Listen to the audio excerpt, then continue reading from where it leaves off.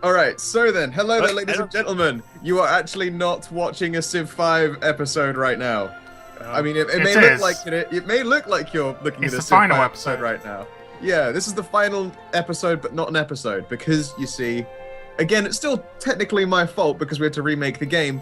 But as you might have seen from the endless Qing-Nesian War, there was kind of a very endless Qing-Nesian War. But that's because the turn was set to hybrid, which means that you actually have to, turn by turn, commit a war. Turns out that takes forever and kind of ruined it for really everyone involved. And so we just didn't want to keep on going with it because we would be guaranteeing that this game continued with no war.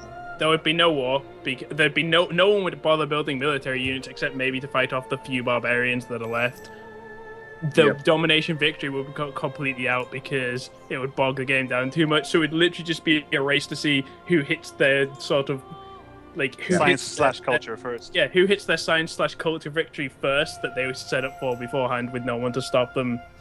Yeah, and should we give the full disclosure as well? Who was in a position to actually win the game? I'll say right now, although I didn't actually do too terribly, I don't have a late game. Polynesia does not have a late game until Brave New World, where tourism is a factor and ocean trade routes are a factor. Right now, Polynesia develops nice amounts of culture in the early and mid game, and then they taper off in the most brutal way. So I was out, I lost.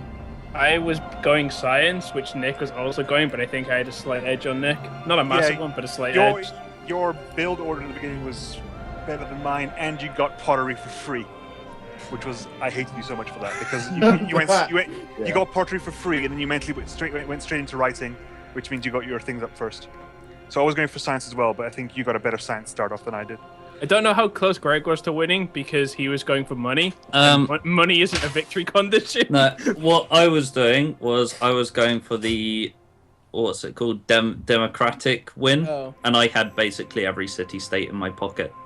So yeah, but that's super duper endgame. That is massively super duper endgame. You can start trying to get a diplomatic victory at the same time I can start building space rocket parts. Yeah. I was going for a cultural victory. Yeah, you could easily have beat me in culture as well, Pete, because you have a decent culture race. But I don't know if I would have won or not, but I reckon it would have been a lot closer. I reckon in the end, to be honest, it was either been Josh or Nick. Yeah. No, I reckon Greg was on a side space because if he was going for the diplomatic, cities, bribe everyone. Score-wise, I genuinely think Greg just did a fucking astounding job this one compared to the first series, wherein Greg was everyone's bottom bitch, and it was like the time when I decided that I had to just give up on life was when my score finally got lower than Greg's. But in this, he's been a dominating force all the way through. But at the same time, like we said, the reason we're stopping this game is because of the hybrid turns. Like if it had been simultaneous turns, Greg's city, like those two cities Greg plunked on our borders, they would have fallen 100%. Yeah, me and Josh were literally in cahoots to fucking destroy Greg because we didn't like him having all of our stuff. On mine with Ethiopia, you're supposed to have less cities than everyone, which I did, and that actually gives me more culture having less cities, and it makes my unit stronger by having less cities. So I'm supposed to like turtle and stuff, and I was doing that. That's why my score wasn't as high, because I had less cities and stuff as well. Yeah, your score isn't like when it comes to a cultural victory, unless you're literally getting like a wonder a turn, your score is never going to look very big. Yeah.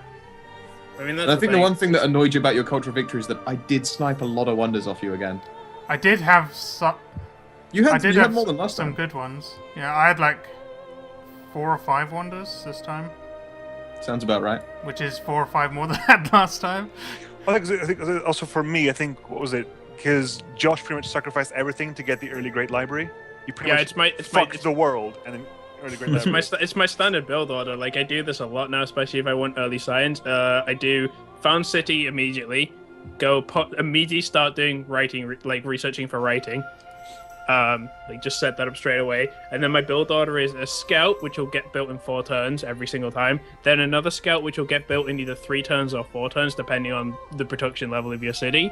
And then by that point, I can then get a monument, and when that finishes, I can immediately build the Great Library. That's my build. That's my opening, like pretty much every time now. It's so fast and I got to show off my one as well. My free workers free wonder build, where you just go straight to a pyramid as quickly as humanly possible.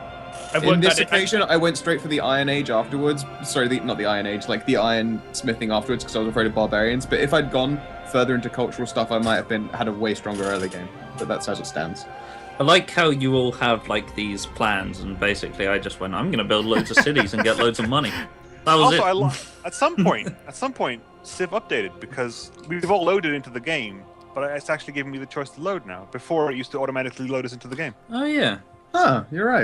There was actually a recent Civ update. I'm not sure what was in it.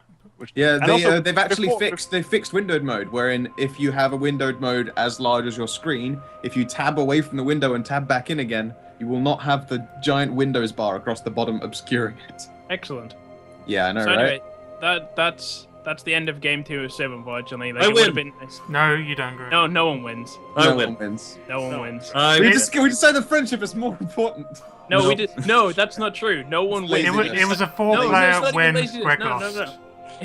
It's no one wins. We decided that people's time is too precious to waste on bullshit wars. True. Let's face it. Everyone won except 3 Greg. episodes now that need to belong in like a speed montage to push it to the limit. Push it to the limit. Exactly. To be fair, nobody wins, but at least one person loses, and that's Dan. No, Oh yeah. Dan lost.